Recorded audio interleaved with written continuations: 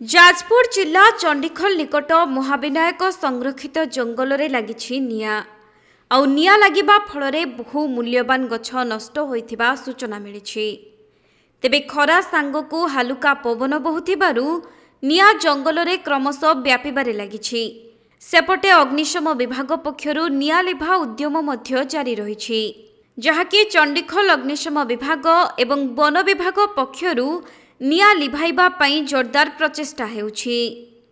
सेपटे दिनकु दिन विभिन्न जंगलरू निया लागिबा घटना सामनाकु आसुथिबारु एबे वन विभागर चिंता बढ़िछि।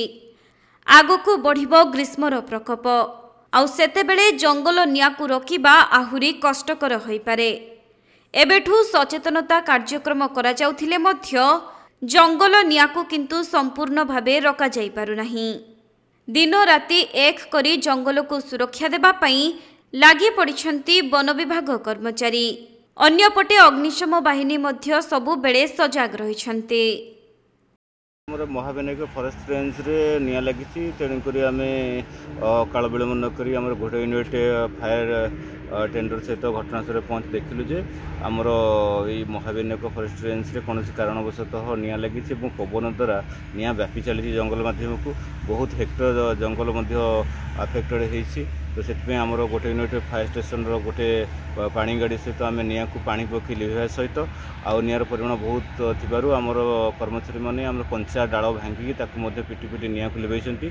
एई घटनास्थल इन द मीन टाइम रे आमर फॉरेस्ट वाला पहुंची ब्लोअर माध्यम आमको सहयोग कर निया लिभापी आउ कम समय भितर आम निया को लिभेई देबू। आ बहुत अधिकांश आम निया को आयत्त कर सारू आ भितर जो निया व्यापी आम लिभापी चेष्टा कर बहुत शीघ्र निया लिभिज।